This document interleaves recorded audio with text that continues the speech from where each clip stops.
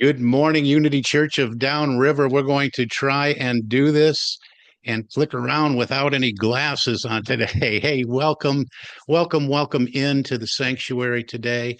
I am Reverend Dr. Stephen J. Kismina coming at you again on this Sunday, the last Sunday in the month of May. Wow, time is flying by.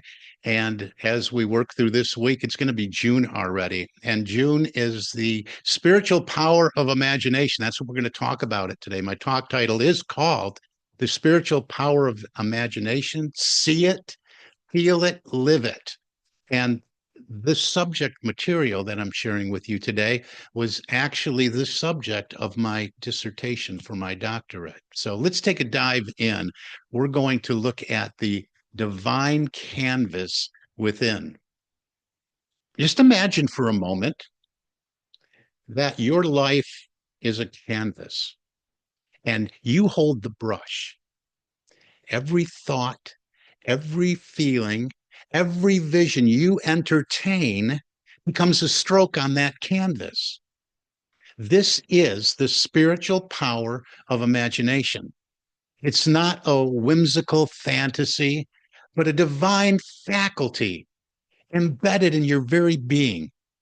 It is the God given ability to image forth the life you desire to live, to hold a vision and give it substance through faith, feeling, and action.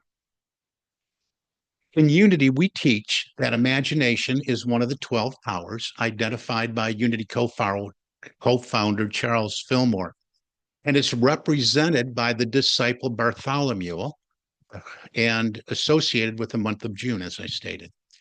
Imagination empowers us to shape our experiences and build our world from the inside out.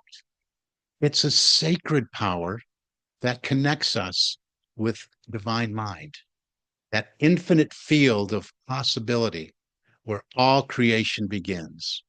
It says in Proverbs 29, verse 18, where there is no vision, the people perish. We are all called to be visionaries, to partner with spirit in the art of co-creation. I like to say that we are co-operating with the laws that are already there, and we are already one with spirit, so we're cooperating with all that already is. Through imagination, we lift ourselves from limitation into the infinite. The journey of transformation begins not with effort, but with vision. So I broke this up into a couple parts. Let's dive into the first part here. I want to call it the creative spark, imagination as the engine of manifestation. From childhood, many of us were told to stop daydreaming, right? Come back to reality. Yet those very daydreams often held the seeds of divine possibility. Everything that exists in form today was first held in someone's mind, in the invisible realm of thought and imagination. Your home, your phone, your car, the chair you're sitting in, this place of worship, this building, all began as an idea. Charles Fillmore wrote in Prosperity, out of the omnipresent substance, your mind forms whatever it wants by the power of imagination. In Unity, this invisible substance is the divine potential waiting to be shaped by our thoughts. Imagination is what gives form to the formless. It is the mold into which spiritual substance is poured. Ernest Holmes, who I read a lot of, founder of religious science, echoes all of this in the science of mind. He says the creative power of thought is the most important factor in our lives. Our thoughts, when deliberately imagined and emotionally charged, become our lived experience. I really want you to take that away with you today. What we dwell upon in mind becomes the blueprint for our future. And here's the good news. No one can take this power from you. It's yours to use, to activate, to direct. All right, let's move on here.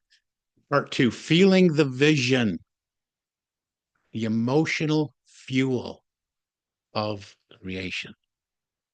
Feeling is so important. Visualization is more than mental imagery. It must be infused with emotion to become spiritually effective. Roy Eugene Davis, a disciple of Paramahansa Yogananda, who I got to hear as one of the first new thought giants or speakers that I heard right here in Michigan at Unity of Livonia back in 1980. He taught that the subconscious mind does not distinguish between a vividly imagined experience and a real one. Think about that. And we know how powerful our subconscious mind is. When you imagine yourself living in health, abundance, peace, on purpose, your subconscious mind begins to organize your life around that image.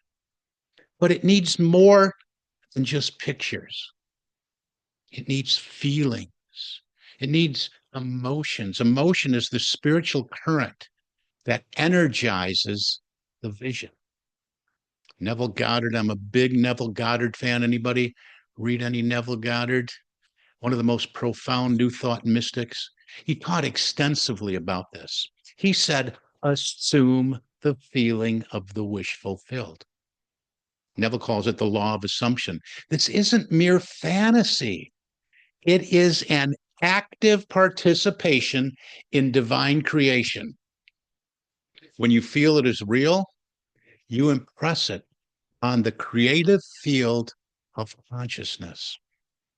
This is the faith Jesus referred to when he said in Mark chapter 11, verse 24, and I believe I've shared this with you before, whatever you ask for in prayer, believe that you have received it and it will be yours.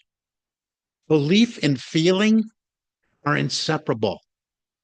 The vision must become a felt reality in your consciousness.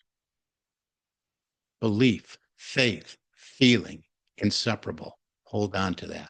All right, next up, spiritual science and the practice of imagination. It's not something that we just study one time, read a book on, put it down, and we're done, right? Shakti Gawain, who I studied extensively for my dissertation, author of Creative Visualization, defines the practice simply as this. It is the technique of using your imagination to create what you want in life. And she has a simple approach to this. Her approach outlines 4 steps. Set your goal, create a clear mental image, focus on it often, and give it positive energy. Of course, we have to go a little deeper than that, right? Now, these steps mirror the metaphysical laws of mind action that Charles teaches about and talks about in his works. Thoughts held in mind produce after their kind. But what makes Shakti's method so effective is the invitation to work with our higher self. We aren't just thinking alone. We are co-creating from that divine space and place.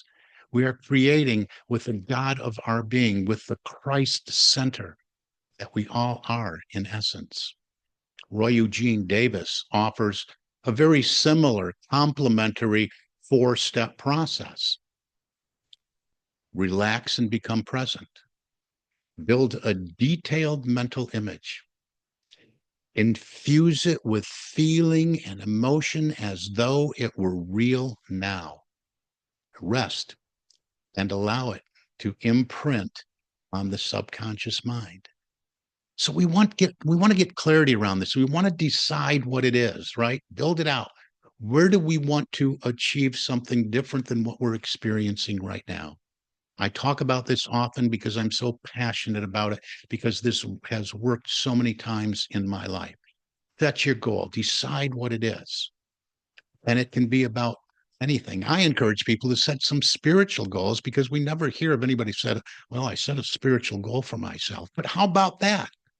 But you can make a list and look at your list, then step away, then go back to your list and see what really energizes you, charges you, gets the hair on your arms to stand up. Set that goal. Work with one goal at a time. Create that clear mental image. Be specific. Crystallize your thinking. Focus on it often. Don't see it like you're watching a movie. See yourself living it. Feel yourself living it. This this practice is not a passive activity. It is a spiritual discipline, and it must be repeated over and over and over again. Again, we don't just study it once, read the book, put it down, think about it. Yeah, that would be nice, and then move on. As I often tell my coaching clients, this is the gym for your soul, right? We don't go to the gym one time, then go tell the doctor, yeah, I worked out. Yeah, yeah, I didn't. I went to the gym once last month. Yeah. We don't do that. You are building new muscle memory and consciousness. So it's important to approach this as a regular spiritual practice, a non-negotiable practice. All right, so here's the practical application. We want to apply, we want to take action in our lives.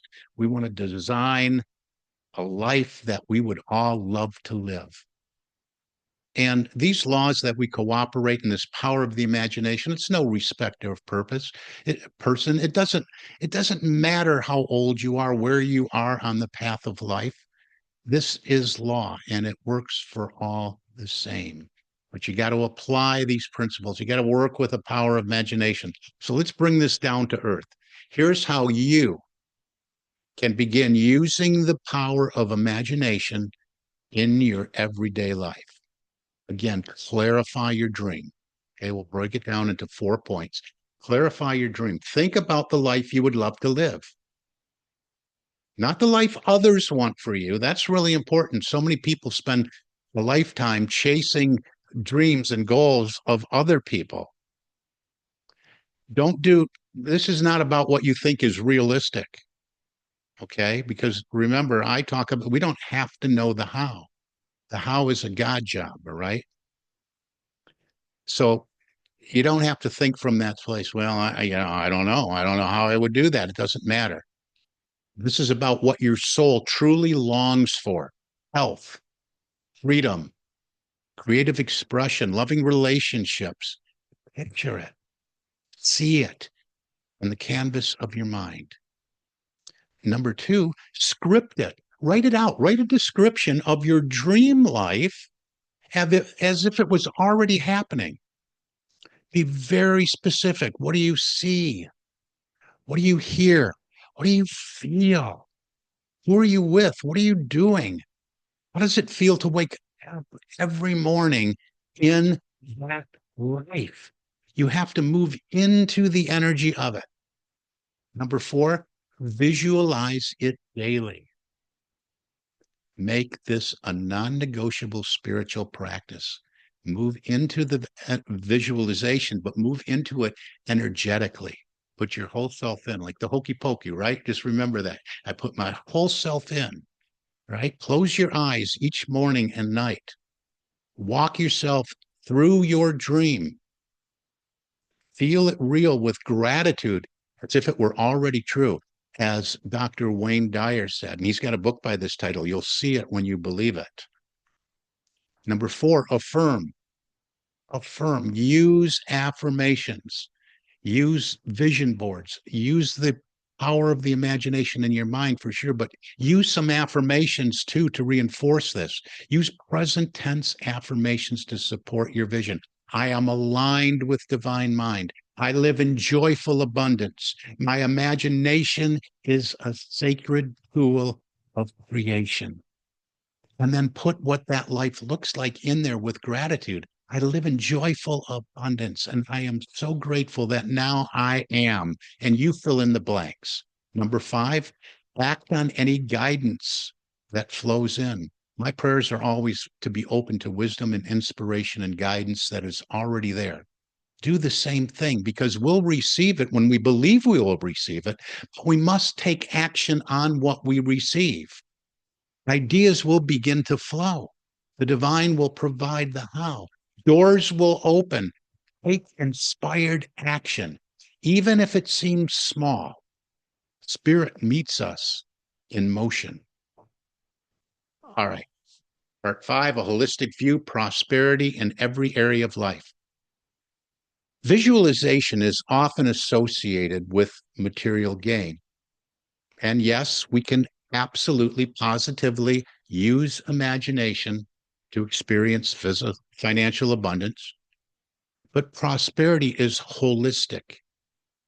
It includes peace of mind. It includes health, purpose, and deep inner fulfillment. Take this holistic approach when you look at the power and study the power of imagination. This is whole life prosperity. That's why I bring up often and introduce, set some spiritual goals. We don't think that way. Most people don't even have goals to begin with. And if they do, they're not written down. But think about, what do I want to be more of spiritually? Eric Butterworth wrote in Spiritual Economics, he said, visualization is not just imagining something in the future. It is seeing it as a reality now. He invited his readers to live from the inside out, to turn inward to divine substance and form their good from within. Keyword there, form it within. Charles Fillmore taught that imagination aligns us with spiritual law. That law is again, no respecter of persons. It simply reflects back to us the predominant vision we carry. Doesn't matter where you are on the path of life or what you have done. If you're constantly, it works two ways too. If you're constantly imagining worst case scenarios, lack, failure, or separation, limitation of any kind, then that is the mold you are pressing into substance. But you can change the mold at any time, change the picture, change the feeling, change your life. All right, from imagination to revelation.